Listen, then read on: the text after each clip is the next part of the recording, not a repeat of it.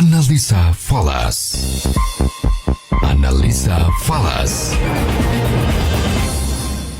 Trader dan analis pasar uang Bapak Rioli sudah on the line untuk analisa falas bersama saya Nina Amelia. Selamat sore Pak Rio. Selamat sore Nina, selamat sore juga mitra bisnis. Selamat tahun baru Pak Rio ya. Ya, selamat tahun baru juga untuk mitra bisnis, juga untuk Pas FM. Ya, oke. Mengawali tahun rupiah di 15.570 ini hanya bergerak tipis ya Pak Rio, melemah 5 poin. Betul. Apa yang terjadi dengan rupiah di awal tahun ini Pak Rio? Ya, sebenarnya kalau kita lihat harga sekarang mungkin kita belum bisa bicara terlalu banyak karena ini baru hari pertama dari liburan akhir tahun. Dan kalau kita lihat dari Bank Sentral juga hari ini hampir mayoritas ya itu masih libur. Artinya kita tidak bisa berekspektasi ada pergerakan yang cukup besar.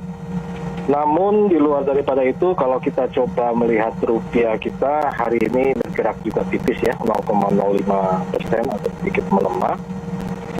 Saya hanya menyoroti data tadi jam 11 untuk rupiah kita itu ada pengumuman inflasi, dan untuk hasil data inflasi kita itu mix.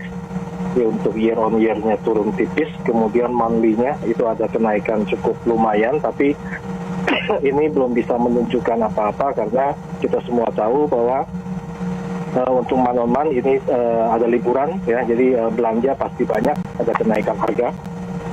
Dan kalau untuk proyeksi di tengah liburan ini saya memperkirakan rupiah kita dalam waktu dekat mungkin masih akan stagnan di level 15.500 sampai 15.600. Karena kalau kita lihat dari pergerakan Oktober sampai hari ini rupiah kita nggak bergerak terlalu besar ya, hanya sekitar 400 rupiah. Dan kalau proyeksi pendeknya tadi cenderung stuck.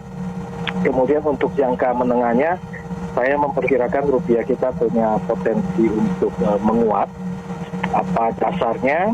Pertama saya melihat bahwa beberapa negara besar Amerika khususnya juga itu mungkin tidak akan terlalu agresif untuk terkait dengan suku bunga dengan data-data yang ada. Nah, sehingga ini merupakan satu kesempatan juga untuk rupiah kita mungkin lebih menguat. Lalu saya mungkin hanya akan memberikan satu alignment untuk teman-teman pelaku pasar untuk memperhatikan di minggu ini akan ada Bank Sentral FOMC meeting di Amerika pada Kamis dini hari. Kemudian pada hari Jumat itu ada data inflasi Eropa. Lalu juga ada non-farm payroll seperti biasa di minggu pertama. Lalu ada data tenaga kerja untuk Kanada. Saya kira pelaku pasar atau pelaku pasar uang itu bisa memperhatikan data-data ini untuk lebih memanfaatkan peluang mungkin di minggu berikutnya. Ya, jadi seperti itu. Jadi saya cenderung secara personal itu lebih menyarankan minggu ini kita wait and see dulu.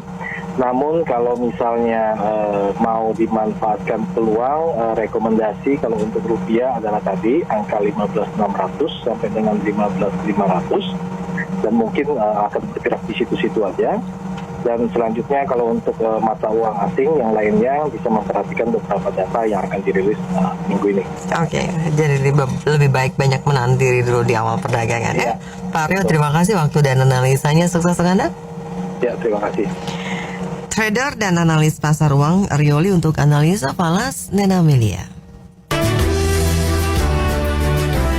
Mitra bisnis, segala bentuk investasi memiliki resiko.